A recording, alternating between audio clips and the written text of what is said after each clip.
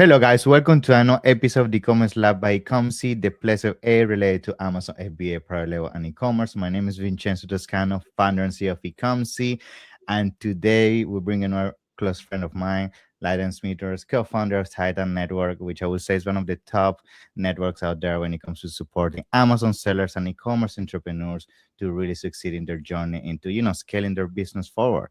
And that's why I wanted to bring Lyden today because beyond strategy, he's also very knowledgeable around everything around sourcing, specifically from China. And we know in 2025 he wasn't the best CEO when it comes to sourcing from China, given the tariff situation. So I'm very keen to see what is been going on, how suppliers are shifting the game, especially in 2026, and also get a sense about how entrepreneurs and Amazon sellers in general are feeling about this year. Because let's be honest, also last year was more about survival, right, and scale.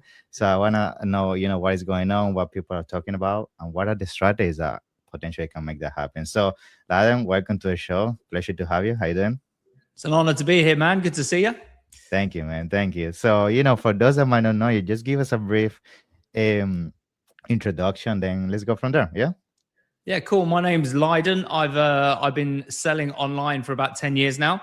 As you say, sourcing predominantly from China. Changed my life when I went to China and realized the business you could get done on the ground and get in there in person and build those relationships, which I'm big on. Co-founder of Titan Network, which is a community mastermind for e-commerce sellers. I run a trip to China called China Magic. Where we take sellers from e-commerce to China to Canton Fair twice a year, teach them how to navigate the fair, negotiate the best deals, the right questions to ask, and just access a lot of suppliers that you simply won't find online. So yeah, been selling a little while, been involved in exits, in acquisitions, in selling all different types of products across all different marketplaces. But my passion, as you know, is obviously the sourcing and supply chain side of it. But excited to see what questions you got for me today, man. That's great, man. You have seen it all from beginning to end. Good. So I guess, let's start with sourcing. I mean, you have this conversation, I'm sure, on a daily basis with manufacturers you deal with, or even a part of the members, part of the Titan network. So tell me, what are your feelings going on, especially now entering 2026? Like, are you seeing the landscape changing a bit? When I say landscape, it's like, are they willing to be more aggressive now when it comes to pricing, payment terms? Are you seeing actually a big migration out of China? Because 2025 are all about, let's get out of China, let's go to Vietnam, let's go to India, let's go to Indonesia. Is that something from the past, or is actually happening? Like, what do you think? Obviously, at the beginning of the year, it was a roller coaster of the year when it came to the tariff, right? And the more ridiculous it got, like 154, 174, whatever, I was like, okay, good. At least I know it's tactics and it's not going to stay at that sort of level. Or that was what I thought anyway. And luckily it didn't. Seems to have stabilized a little bit. It's a little bit higher than what it was before. But actually, I was talking about this earlier in the year, and my initial approach was don't panic. China still is the only place on earth that has the infrastructure to produce at the quality, the volume, and the price that they do. Now, obviously, there are other options, and you should definitely have a backup. And we learned that this year, and I think a lot of people did have a backup. But I was always sort of saying, people, don't just jump ship. Let's figure out how to become better business owners, because 50% or whatever it might be breaks down and sounds very scary. But when you actually convert that to how much you have to save on COGS, for example, or improve on PPC, if you could shave 1% off your PPC spend, 1% off your shipping costs by getting more efficient, negotiate your pricing down by a couple of percent, and break it down that way, you could sort of break even. That's what we did across our portfolio, is used it as leverage to go to China, sit down with our big suppliers that we have great relationships with, and sort of put the problem on the other side of the table and sit and try and figure out, like, listen, how do we get more efficient? How do we order more raw material? How do we leverage currency? How do we leverage storage in China rather than storing in the US, and figuring out ways of becoming better business owners? And I think it taught my team and myself how to be a little bit more efficient in that supply chain and just running efficiency across the whole business, I suppose. So in terms of the impact it had, by the time it settled out, we're probably slightly more profitable for all the deals that we did and the trips to China. But yeah, going to China a couple of times last year, there was a little bit of nervousness. I know you've been to China plenty of times, been to Canton Fair. Yep. It was the only time I told people, don't mention US market. Like, tell them Exactly. you're a global brand and talk like about taboo. Europe and talk about selling globally rather than just US, because it might put them off a little bit. But they're still hungry, right? They got affected the same as us. They need business. And going to China, being face to face, shows that I'm still here, right? Even current suppliers. I flew to China pretty quickly and went, I'm not going anywhere. I still want the products, but we do need to try and negotiate a bit. So I think they were hungry for business, but China aren't silly. Like, for the last 16 years since Obama was in and started talking about tariffs, they've been looking at other options. So they've been reducing their reliance on the US.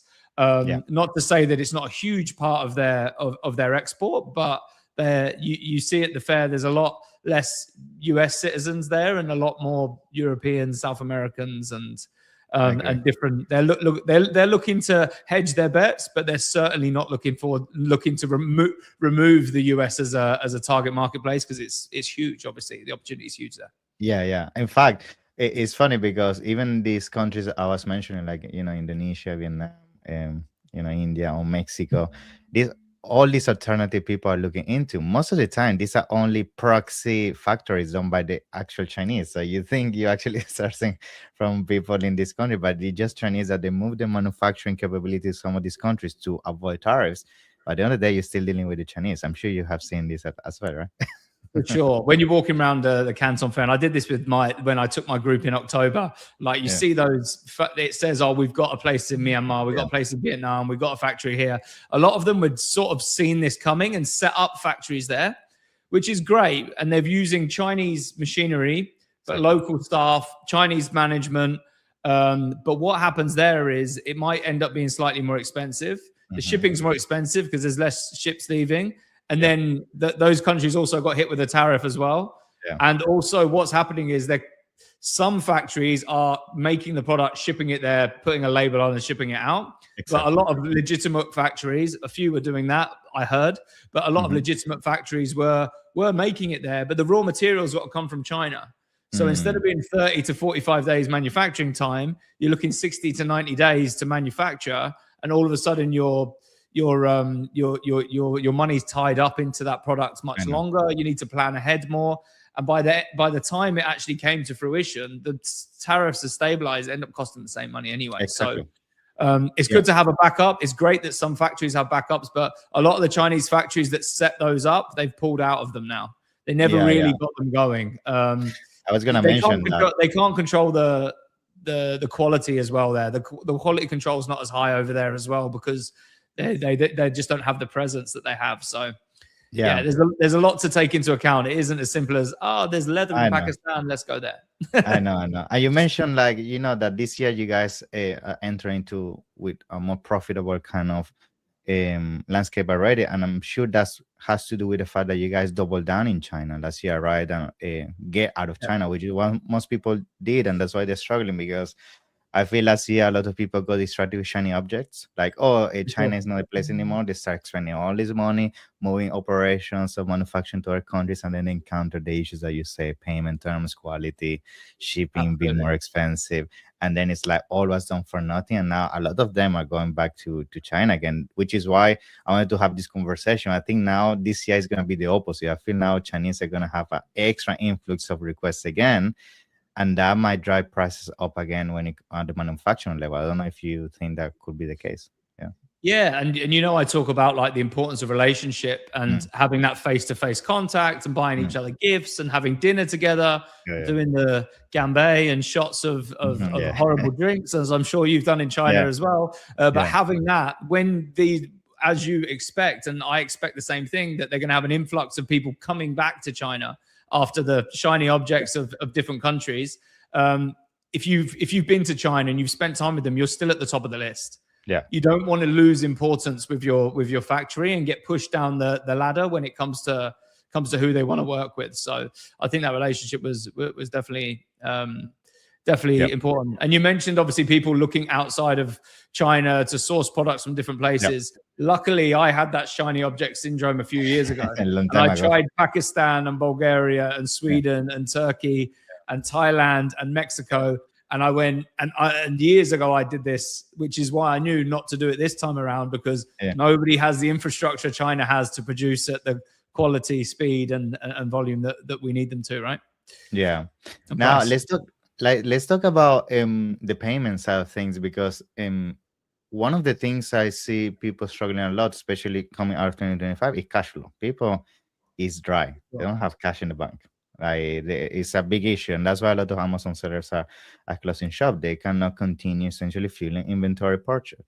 And I think a big trick here, if you know what you're doing, is dealing with payment terms. So you need to be very smart in terms of how you navigate this with your manufacturer. So I'm keen to hear from your side, like how you've been using that to your leverage when it comes to that. Like, are you especially now in 2026, did you manage to negotiate better terms, or are you keeping the same ones? What does it take there? No, I use it to double down and get better payment terms. In some instances, I have 0% deposit and 180 days payment terms. And in other ones, I paid 0 deposit and I just pay once it's sold. So it's different with every factory. And I think it's important to understand that each factory, it's important to understand how big they are, right? When they're smaller, perhaps they don't have the cash flow to help you. And when they're bigger, maybe you're not important enough. Exactly. So you sort of need to match the factory at the part of the journey that you're at and find a good match, right? So, but if anybody's heard me speak before, I talk about a 6-step process I have for negotiating better payment terms. And it's simply sort of selling yourself and the reasons why you can grow the business. And why you're so good at the marketing side of it and your success on Amazon or previous endeavors or access to influencers or whatever it might be. And then showcasing the future. I always annualize everything and talk about here's the orders I want to give you for the next 12 months. And then on the current payment terms, I can only give you 25% of that. Yeah. If you give me new payment terms, I can give you much bigger orders. So where people make the mistake is they go in and say, can I have better payment terms? Can I pay later? And they simply get a no. You have to present a win-win. And it has to be a win-win for both sides. What are you going to give them in return for the payment terms? And I think a lot of people skip that part. And it sounds simple. Now I'm saying it out loud, obviously, but there's a bit of a process to it. But just talk about the future and make sure you're giving in return for those payment terms. And invest in the relationship, which is what you've been doing all these years. That's why they trust you in China, because you've been there, you've been spending time, and they know that you're not only about the money, you're also about the partnership we're creating together, which most people just skip and they just keep it very basic, and they just try to flip a few dollars here and there, so, and that's why they don't get the payment there. The guys that are winning and ended up more profitable after the whole Trump tariff roller coaster that we went through are the ones that went to China, saw their factory and said, I'm here. I'm not going anywhere. We're gonna make it together. We're gonna make it. This is gonna be fine. Like, what do you think? How do we solve this together? The ones that got on a plane for a couple of $1,000s are the ones that are reaping the rewards now. Yeah, for sure. Now, on all this sourcing subject, what is your take on all the changes that have been coming out when it comes to AI? Because AI has also been a big disruptor, especially in last year. Like, we've been seeing so many tools being released, so many automation, and it's been helping a lot of people to now jump into sourcing way faster than before. Because let's be honest, before it would be more time consuming, it would be more difficult for you to verify certain suppliers. Now, there are solutions out there that make it very efficient when it comes to that. So what is your take on that? Are you relying on the solutions like that? Are you still old school? Like, what do you recommend?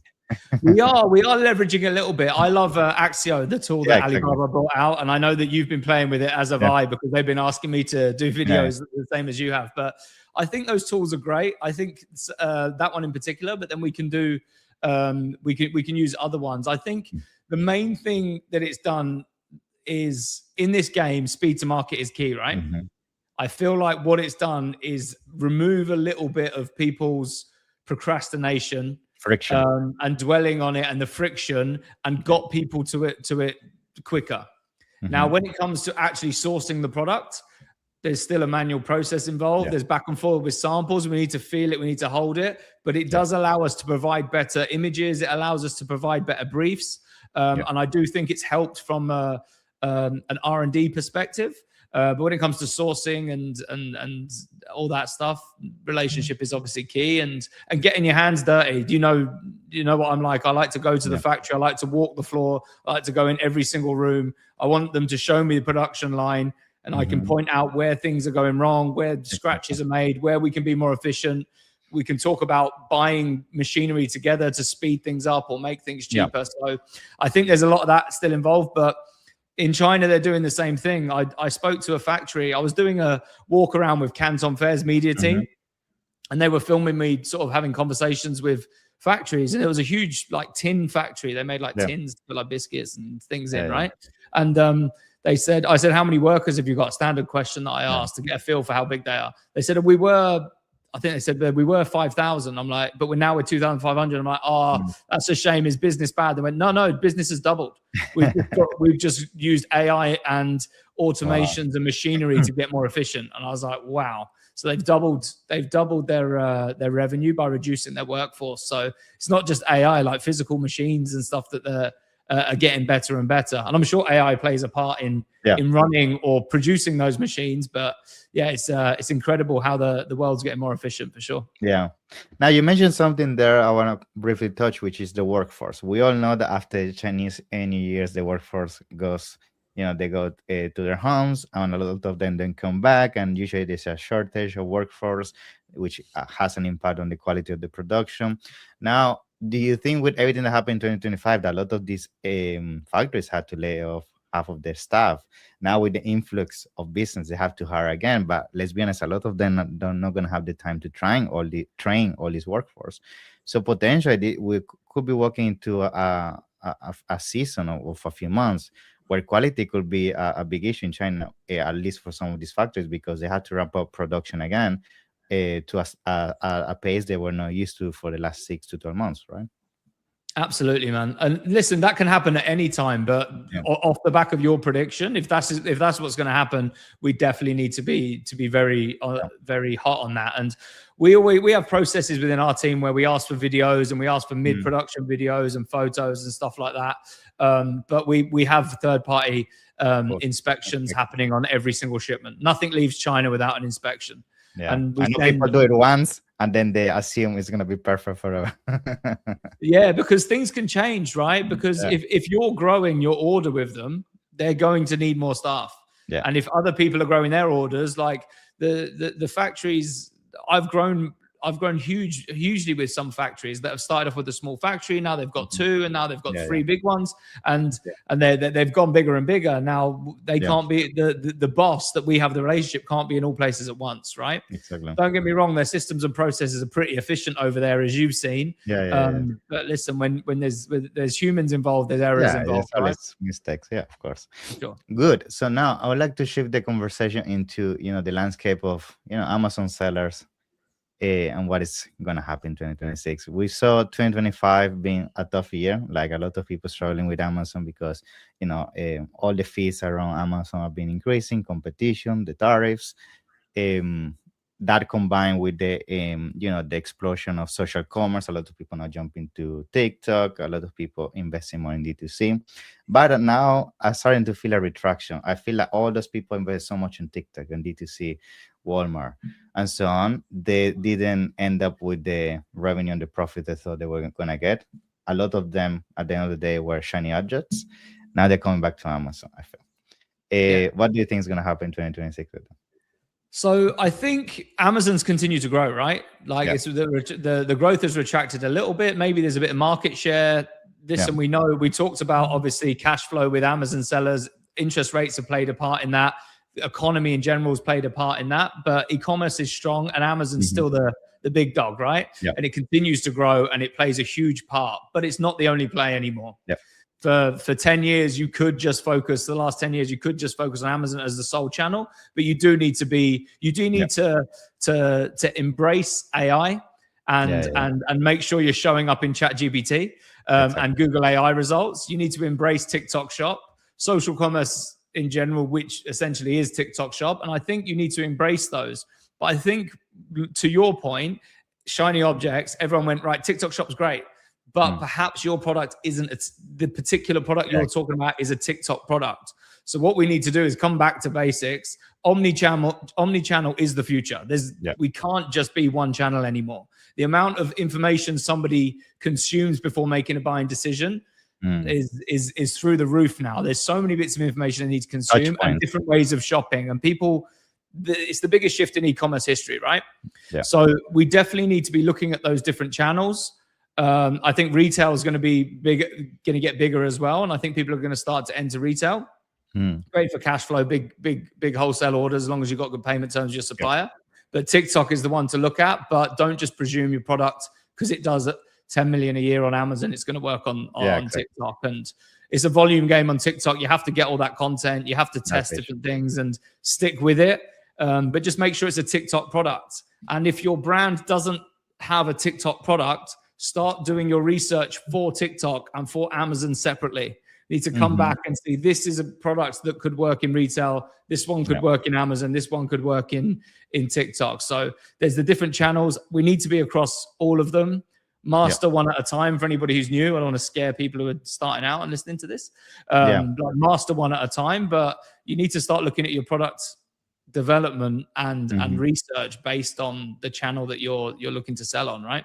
Yeah, and I think a big mistake as well is that when people are expanding to these other marketplaces, they see it as a savior, kind of with a savior mindset, right? An expansion mindset, in the sense that, oh, I'm gonna do TikTok because if not, I'm gonna go out of business because Amazon's not working out, or Walmart, or D2C. So you're already going from that scarcity mindset, in the sense that I'm gonna put now all my eggs on TikTok to see if the shiny object is gonna save me, and that's why it's causing a lot of these brands to struggle, because they're not doing what you mentioned, which is being tailored, saying, oh, maybe TikTok is not the right fit, but maybe it's Walmart, maybe it's Target, or maybe is having my own website. They just assume because it's working for my neighbor, is going to work for me, and they're just going blind and putting the last few eggs on it and struggling, so that's why it's happening. Yeah, absolutely. And we talk about people struggling on Amazon. We see it so many times. You see it all the time. I see it all the time. Is people have early adopters from 5 or 6 years ago have owned the category for so long. And now what's happening is they're dropping off that top place. They've lost bestseller. They're dropping down.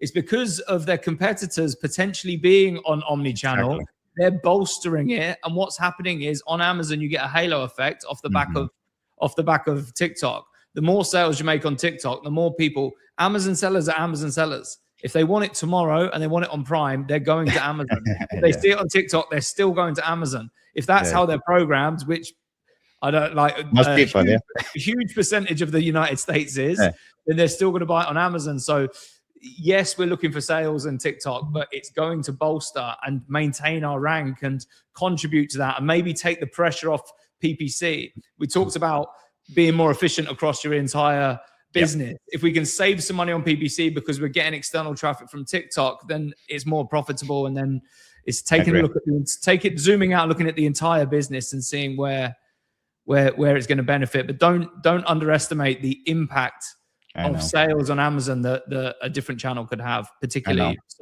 TikTok Shop. Yeah, I see that a lot. I mean, just like me, I'm sure you're part of so many WhatsApp groups and communities and all of that. And I see that people, instead of trying to figure out the omni-channel approach, they always asking, oh, what is the tracking in the category listing report? What is the extra keyword? What is the extra hack? And they're still in that mindset of the 7 years ago Amazon seller, that everything is a hack, everything is gaming the system for you to be in page one. And they just cannot digest the fact that the reason why your ranking is going down is not because there is a silver bid or exact match campaign you're not doing on PPC. It's because you are not doing what your competitor is doing, which is creating an actual brand. At the end of the day, you only had a listing, you had an ASIN, you didn't have a brand, but they don't want to hear it. That's the issue. Mate, I see it so many times. It's like music to my ears hearing you say that, because I was the same, right? How good was it 10 years ago when you could buy reviews and buy a bestseller badge, right? And do what you need to do. And you need to use strategies, not hacks, and you need to be a real business owner. This isn't a side hustle anymore. Like so many of the old school Amazon sellers started out. Like this is this is a real thing, and you have to look at it strategically. And fortunately or unfortunately, however you want to look at it, it's not we can't just be focused on one channel anymore. E-commerce has shifted, and we need to be across multiple channels. Yeah. And listen, we have to learn to adapt. And listen, It's an opportunity at the end of the day. It's an opportunity Sure. because until now, so many categories in Amazon were a monopoly. They were a monopoly because this random guy launched a garlic press 10 years ago. He got lucky and he's making millions of dollars, but he has zero understanding of marketing, but he just was the first garlic press, right? Yeah. So now all these people is getting shifted by people that know real branding, real strategy. And that's an opportunity for now these categories to be reborn, So Absolutely. I agree, yeah, mate. I agree. yeah. Cool. So start concluding. What is your last, I would say, maybe advice? Yeah, for 2026. What do you think? I mean, we talk about omnichannel and everything that's going on, but is there anything else you think people should be focusing the most this year to be able to succeed? I think we covered the two things that I think it's the buying and the selling, Yeah, right? The success is in the buying as well as the yeah, selling. If you don't have a strong relationship with your supplier, whether they're in China or somebody else mm, or somewhere else, I would get on a plane and go to China. yeah, Go around Canton Fair. I shared this tip the other day on another podcast, that just by going to, just before you even go, by telling your supplier you're going to Canton Fair, they're automatically going to know that you have access to suppliers that you don't currently, by not being in the country, at Canton Fair, which are their competitors, and you're automatically on the front foot when it comes to negotiation when you're going to see them. So if anybody's doing their annual planning right now, I would plan to go to China, find alternative factories for your products, for your brand, find new product ideas, and go and see your current suppliers and negotiate what you need to do. And the other thing is embrace omni-channel, embrace TikTok Shop, and embrace AI. And those the one from the buying perspective and one from the selling perspective. And if you can focus on those two things, I think you'll have some success this year. love it, man. So tell us, how people can find you and work with you. Yeah, so you'll find me on social media on Instagram or TikTok or Facebook, Lyden Smithers, or lydensmithers.com. I have a unique name, so if you search me in Google, Lyden Smithers will come up. But yeah, I'd love to hear from you. And if anybody needs any help, I'm here. Thank you, man. So it's been a pleasure. And hopefully, I see you soon so we can have pint. Absolutely, man. It's been too long. Have a 6 good weeks. one, man. It's been a Thanks, mate. pleasure. Take care. Bye. Thank you for your time, man. Bye-bye. See ya.